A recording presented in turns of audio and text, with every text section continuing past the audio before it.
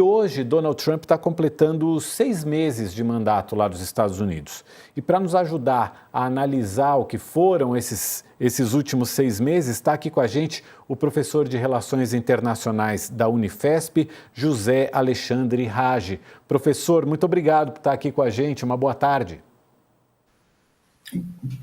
Boa tarde a quem nos assiste. Espero que a minha apresentação seja útil. Com certeza será. Muito obrigado por estar aqui com a gente. Existem tantos fatores, mas eu acho que talvez o principal fator desses 6 meses de Donald Trump é que as relações do mundo inteiro com os Estados Unidos mudaram em 6 meses, né, professor? Não resta dúvida disso. Todo dia há uma notícia nova, há um evento novo. E há várias formas de pensar esse tema, né? De imaginar essa gestão Trump, né? Uma delas talvez seja aquela que o Trump tem levado a ferro e a fogo, a premissa de querer fazer dos Estados Unidos uma potência inconteste no sistema de estados. Ele acredita que no passado recente a imagem dos Estados Unidos como grande potência havia colocado em dúvida que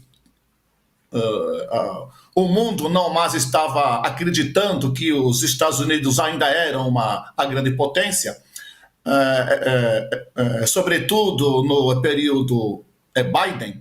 E agora ele tenta levar a ferro e a fogo, ou colocar goela abaixo, essa máxima de que, olha, se vocês estavam duvidando, vocês vão ter que parar de duvidar, porque os Estados Unidos são ainda a grande potência, a primeira das grandes potências, e eu não vou poupar esforços para que isso seja feito. Os efeitos disso são variados, não é? Os efeitos disso são prejudiciais no curto prazo, no médio prazo, porque deixa o mundo inteiro numa situação de dúvida, numa situação de incerteza. A maneira como Trump trabalha sempre é como se fosse um caleidoscópio, ou seja, cada vez que você vira aquele brinquedo, tem uma posição nova, tem uma figura nova. E a impressão que passa é que ele funciona, a cabeça dele, como aquele brinquedo, né? O caleidoscópio. Então, para cada ator, para cada instante, ele tem uma personagem, ele tem uma roupagem. E isso deixa o outro lado, né? Isso deixa o negociador um pouco confuso. Como é que eu vou lidar com uma personalidade dessa? Então, um dia ele fala algo, uma semana depois ele muda de ideia, ele traz uma contradição que até então ele não havia passado antes. Exemplo disso, ele criou uma confusão na questão da Ucrânia. Nos primeiros tempos, né, por volta de mês de maio, abril, ele havia deixado mais ou menos claro que ele gostaria de compor um acordo com o Putin, não é? Enfim, ele havia até aventado a ideia de que seria bom, seria conveniente para que a Ucrânia aceitasse as perdas territoriais dela para que se conseguisse um equilíbrio, até uma possível paz. Agora mesmo ele já anunciou um suporte de armas, né? Ele já deu a entender que ele vai fazer um novo aporte de armamento pesado para a Ucrânia para que ela continue a guerra. Mas ele não deixa isso muito bem explicado, quem vai financiar, como isso vai ser feito, se isso vai ser uma política que, em certa forma, continua o que vinha sendo feito no período Biden, qual é o papel da OTAN nesse instante, se vai ter participação da OTAN. Então essa é a cabeça dele. E os espectadores, os negociadores que são treinados para tomar parte no tal assunto, ficam um pouco perdidos. A coluna de hoje do Jamil Chad, no UOL, diz que em 6 meses o Donald Trump abalou a democracia e desfez o mito americano, o mito de que os Estados Unidos são, de fato, a amostra de que um país tão grande consegue ser um país democrático e um país que consegue liderar o mundo, pelo menos o mundo ocidental, em direção à democracia sólida. O senhor concorda com isso, professor? Eu concordo em parte. Eu acho que tem que ser um pouco mais moderado nessa premissa. Primeiro, porque, de fato, pensar a democracia americana, tem que pensar que ela é multifacetada, né? Quando se pensa em democracia americana, pensa assim, em que parte da a democracia americana, não é? Se a democracia americana tem, no caso, crises, riscos, ela já vem passando por isso há algum tempo.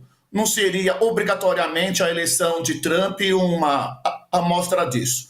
Até posso inverter um pouco da lógica. Será que a eleição de Trump também já não seria uma amostra que essa democracia não estava assim tão com a saúde em dia, não é?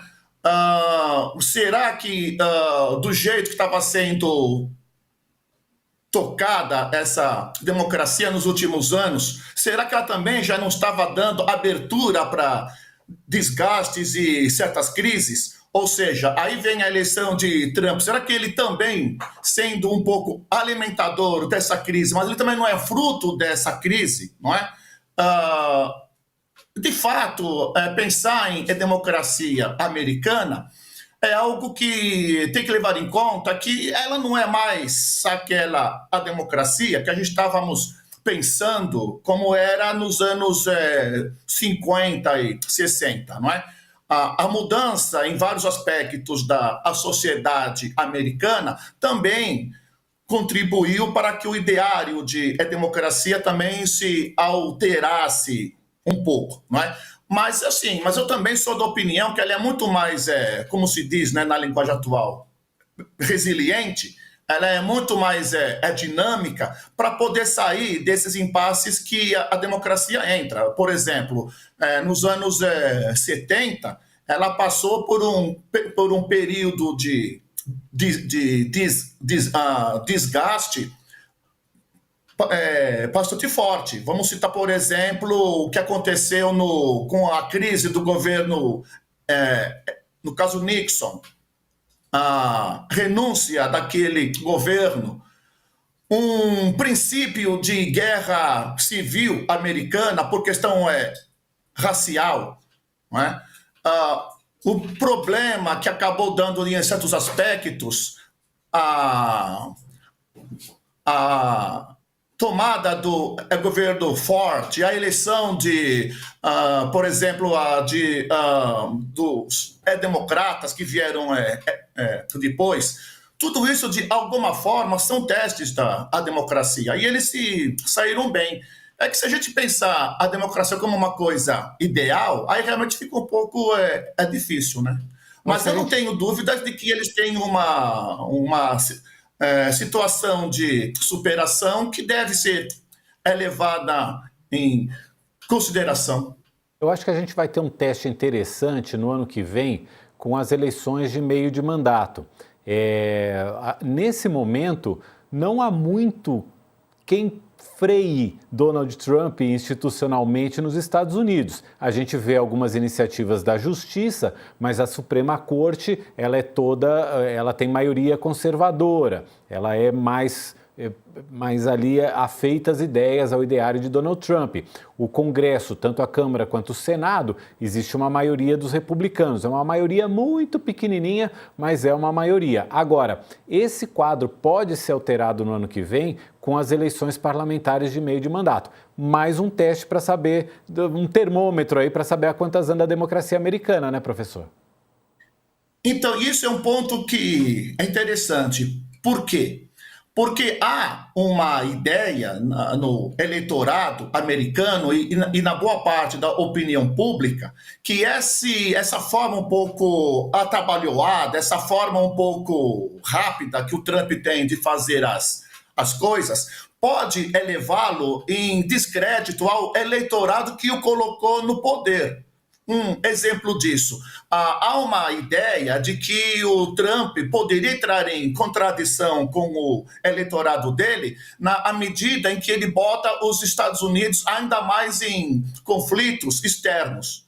Então, assim, por que vocês, no caso do governo Trump, por que o governo Trump atacou Irã numa situação que não há um interesse americano naquele país?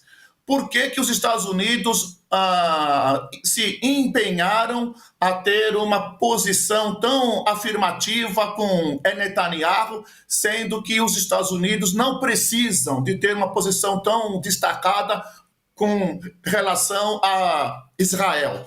Ou seja, então há uma premissa, há uma ideia de que isso sim pode trazer um desgaste para o governo Trump. Ou seja, olha, você foi eleito para não se meter em confusão, ou seja, para não fazer com que os Estados Unidos entrem em confusão das quais a gente não pediu.